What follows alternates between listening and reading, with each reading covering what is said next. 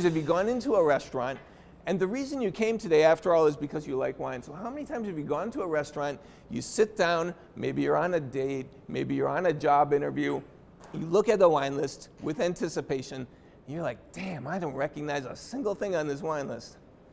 If that's happened to you, it's because you ran into a wine list that's filled with hipster wines. Some people chuckled when I talked about hipster wines, but it really is kind of a thing, you know? And I think it's, you could look at it two ways. There's sort of the benevolent explanation and the malevolent explanation. So the benevolent explanation is this, that there's a sommelier or a manager or a captain or somebody at that restaurant who decided that they found some really cool wines and they wanted to share them with you. I get that. I love to share wine too. So that's like a good thing, you know, and they put all these wines that you never heard of on the list just because they think they're really cool, they're good values, and so they're there. The malevolent explanation is that they found something that you're not going to be able to compare the price to anywhere else, and so they put it on there, and they can charge whatever they want. You can choose whichever explanation you want. It doesn't really matter. The fact is that the net result is the same. You're sitting in that restaurant, filled with a wine list filled with wines that you have no idea about and you don't know what to do. So I figured I would tell you a little bit about just a couple of them. There's only, you know, we've only got a little bit of time. I can only talk about so many. So I figured I'd take the most egregious suspects and give you a little bit of explanation. We can have a little Q&A afterwards, but most of all, we can enjoy the wines. So as I was saying before we got started, you should drink at any time you want to. If you want more, there's more up there. You're more than welcome to help yourselves. As I'm talking, don't worry about disrupting me. I could talk through World War IV. You know, it's not going to be a problem. But I want you to enjoy the wines. But I thought I would explain them, too, because they're not the sort of wines that the casual wine lover is going to necessarily know, unless they go to these hipster restaurants, and then they probably know about them. So I figured we'd start with a wine from the Jura. The Jura, insanely trendy amongst sommeliers. This is the Arbois Sauvignon Houillet 2012 from Domaine Villet. So a little bit of explanation. Jura is in the mountains of France. There are a number of different appellations within the Jura. There's Arbois, which this is an Arbois. It's the largest appellation. There's Côte du Jura, second largest. Then there's a few sort of specialty appellations like L'Etoile and Château Chalon. They're all nice wines. They're all made from more or less the same grape blend, and it's not that complicated. The majority of the wine in the Jura actually is Chardonnay, which you wouldn't know talking to these sommeliers, but that is in fact the case.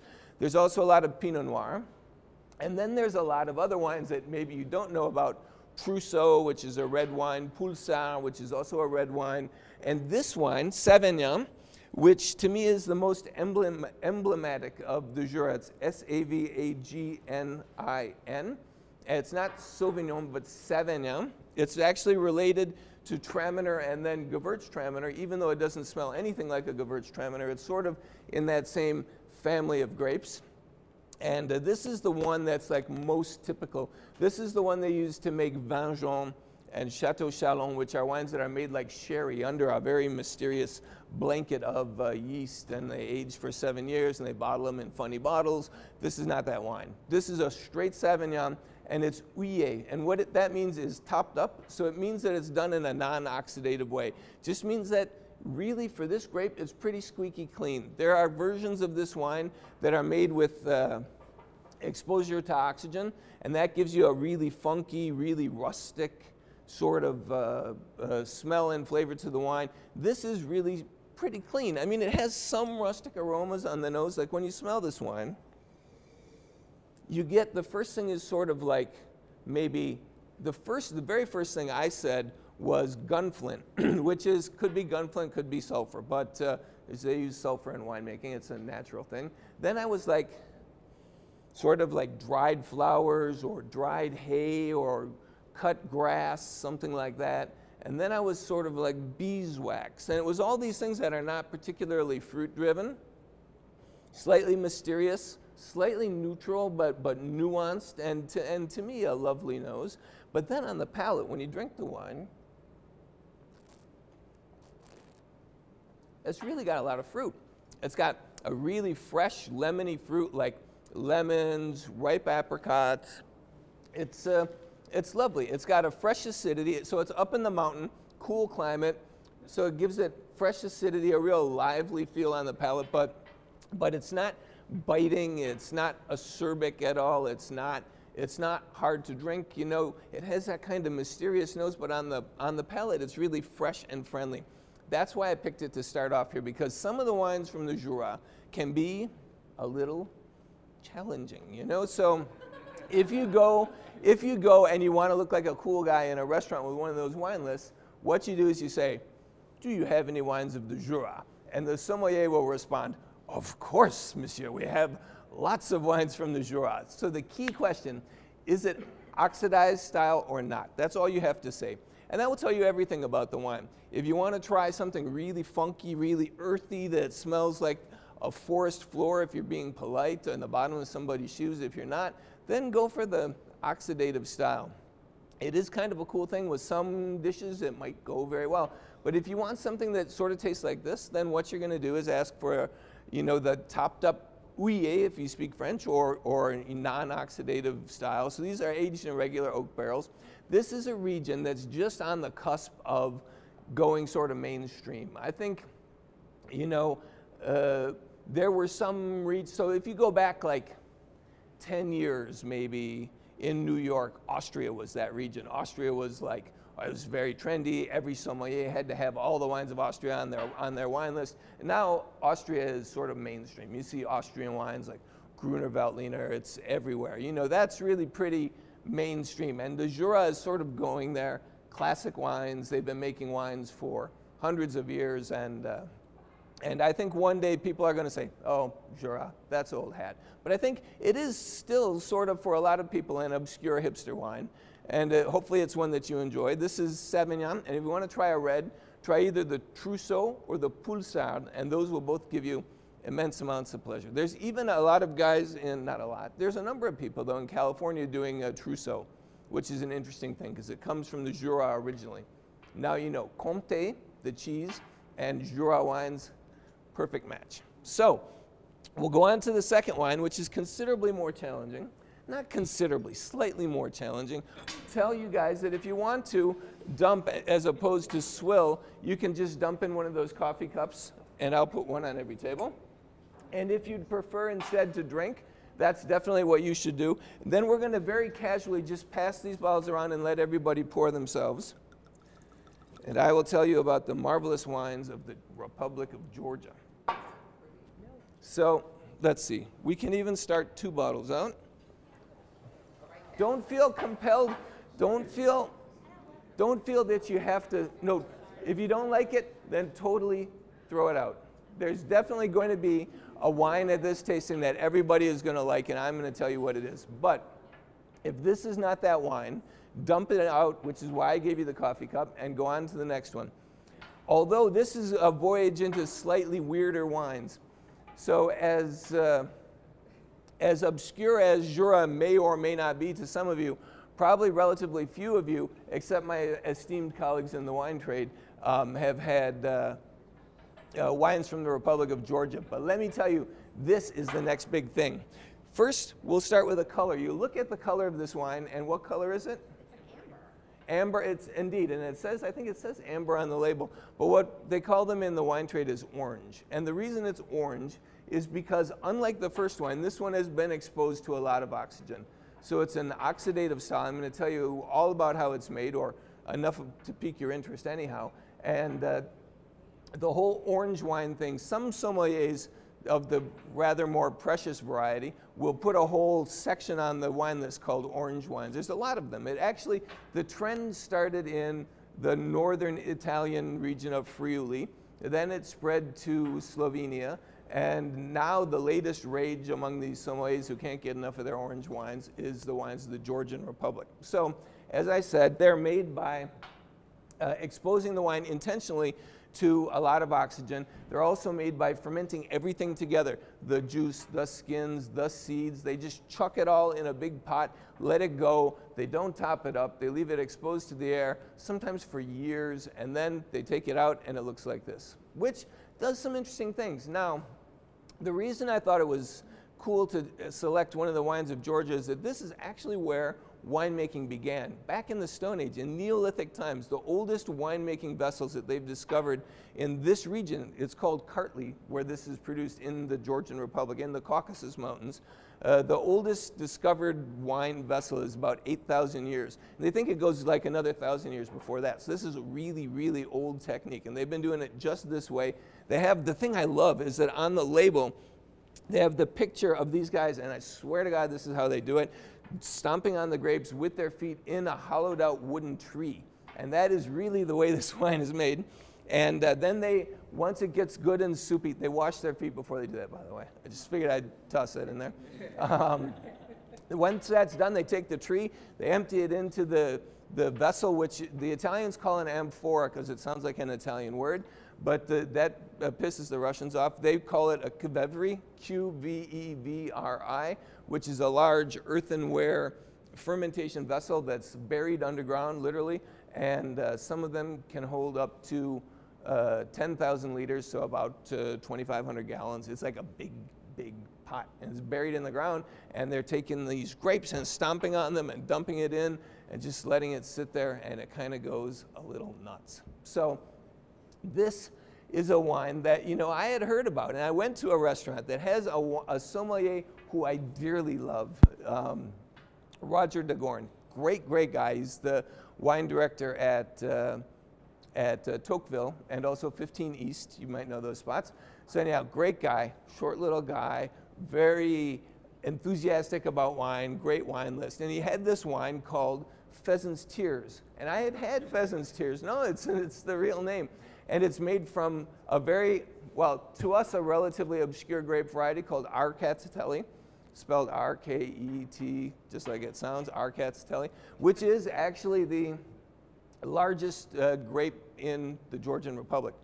But this was the wine that I sort of focused on. I was like, wow, Roger, that's kind of cool. You have Pheasant's Tears. And he says, oh, but Iago's wine is much better. And it was like the same price. And I was like, okay, Roger, I'm going with you. This is made from another, even more obscure grape variety called Chunuri, which is also indigenous to the Georgian Republic.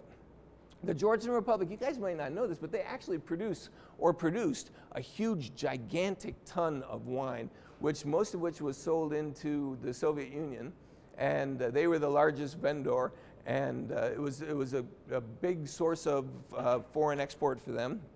And then in 2006, the Russians cut them off. It was a politically motivated thing. They said, oh, they're adulterating the wine, which probably was true, because after all, this is the Georgian Republic. But the fact of the matter is that it was more about politics than it was about wine, and it totally killed their export market. So now that's why there's this big push to get wine geeks like me enthusiastic about Chunuri, for example, so that they can develop export markets outside of Russia. Who knows if that will happen. But anyhow, orange wine is really a thing. Georgia is the real deal. They've been making wines for 8,000 years. And this wine, if we taste it, as you're meant to do, once again, don't wait for me to tell you to drink. You should just drink when you feel like drinking. So this has more of that earthy sort of forest floor character I was talking about a little bit. It also has, to me, a little bit of butterscotch. And I always get kind of a butterscotch or a dried kind of a thing, like dried fruit, candied fruit, dried apricots or prunes a little bit, and almost like honey or molasses. It almost smells like it's going to be sweet, but it's not sweet on the palate. On the palate, it's rich. It's almost sort of meaty, like you could cut it with a knife. It's got a lot of density. It really sort of lingers on your mouth, but it doesn't have any heaviness. That's why I like it. It's not astringent. It doesn't like attack you in any way. It's a very mellow kind of wine. It's a very subtle sort of a wine, and it goes with a lot of dishes. This is a wine that will go with dishes that are really spicy, because the very understated character of this wine is going to offset that spiciness. I think this is a great wine to bring to Chinese food, for example. I love to go to Sichuan Gourmet on 39th Street when I take a break at lunch. That's usually where I'm headed. So if you get one of those really spicy Sichuan dishes and bring this, you will be a genius. And also, if you want to impress somebody with a wine that they don't know anything about, this is that wine. You can say to the sommelier, do you have any Kvevery wines from the Georgian Republic? And then that will just shut him right up. But there is, you know, aside from that sort of obscure hipster value, there is real interest in this wine, at least for me. And if not for you, then I suggest you make use of the coffee cups, and we'll go on to the next one, because I have one more. And if you didn't like either of those first two, I am certain you're going to like this last one. But first, let me have a little more of this, because yeah, there's a little bit. It's unfined and unfiltered, so they don't strain it. They don't do anything to remove the natural sediment that forms in it after years of sitting in a barrel. And what happens is most of that's taken care of by the stems, which sort of suck the proteins up over the course of years. But in this case, that's the only thing that they do, and then they just drain it off and put it in the bottle. And so this is very natural. This is about as natural as you're going to get. If you're the kind of person that wants like organic, natural, biodynamic, this is your guy, because there's nothing more natural than this. And that sort of contributes to the way that it tastes, which, you know, sometimes, just not to digress too much, because I don't want to get into the technical side of it, but sometimes too much exposure to oxygen can make wines taste funky, like maderized, like they went off or something. This has had so much oxygen that it came back around the other side, and it doesn't really have those faults. It just has its own uniquely orange character. So as I said, now it's time to drink up or dump, and we're going to go on to the last wine, which is red, and which has lots of fruit. Now, we'll start this one over here. We'll start this one over here. And I will tell you a little bit about German Pinot Noir. Because when you say it like that, German Pinot Noir, it doesn't really seem very mysterious. Because you guys all know what Pinot Noir is, and you know where Germany is. But when you say it's a Spätburgunder Trocken from Hattenheimer Hassel, it sounds much more obscure, at least to American ears. You know, if you're traveling in the middle of Europe, it might seem very normal, but the way that they insist on labeling these things, I think, is somewhat of an impediment for English-speaking people. So if you just saw it and you didn't know what it was, it would be somewhere in the Pinot Noir section, but you'd be like, I have no idea what this is. But some of these wines are very interesting. Most people, when they think of Germany, they think of Riesling, or white wine at least. And indeed, that is most of the production of Germany. However, Pinot Noir is about 20%, almost 20%, slightly more than 20% of the total land area planted in Germany. It's particularly dominant in the southern part, so in Baden, for example. It's also in the Ahr, which is fairly far north. But this is from the Rheingau, which is considered the premier region of Germany. One of the premier regions. I don't want to insult any Germans who might be here.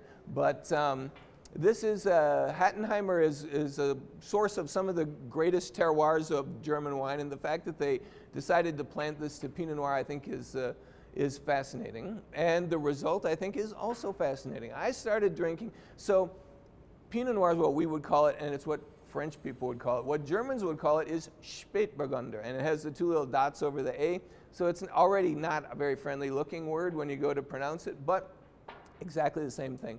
I started drinking Spätburgunders maybe 15, 20 years ago when they were not only not fashionable, but almost impossible to find.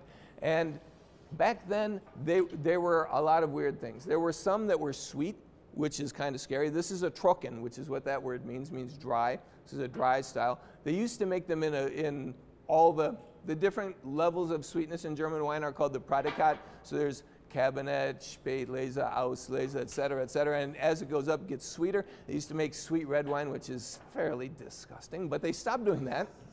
And now they focus on Trocken wines, not only for the reds, but increasingly for the whites as well. But then you would have the problem that some of them, because Germany is very far north, some of them would be sort of thin, light, maybe a nice expression of floral fruit, but not a lot of oomph to them. But this wine, I think this wine really has a lot of fruit. I think when you put your nose in that glass, to me, that totally says Pinot Noir. This is spot on, very typical Pinot Noir. lots of cherry fruit, nice violet aromas. On the palate, it's rich without being heavy. It's dynamic without being tart. So what I mean by that is that there's enough acidity to make it sort of very lively in your mouth, but it's not tart. It doesn't make you, you know, but it's a good, because of that acidity, it's a good wine with food. And the finishes, you know, surprisingly complex and lingering. This is not an expensive wine. Of all the wines, this is by far the least expensive of the wines. And I chose it specifically because I think it's a great value. Also because, unless you're really into wine, you probably don't drink a lot of Spätburgunder. But it's something that you might really want to try. Now, whether or not you're going to go out and buy a Arbois Sauvignon or a Kvevri wine from Georgia tomorrow, I don't know. But at least I can tell you, when you go to the restaurant the next time and look at the wine list and see what they've got on offer, you're going to know what they are, and you'll know that the sommelier is not necessarily a bad guy. He just wants to share, just like I wanted to share. So he will tell you all the secrets if you only ask him about the wines. And who knows, you might discover some really interesting wines like these, and hopefully you'll enjoy yourself just as much as you have today.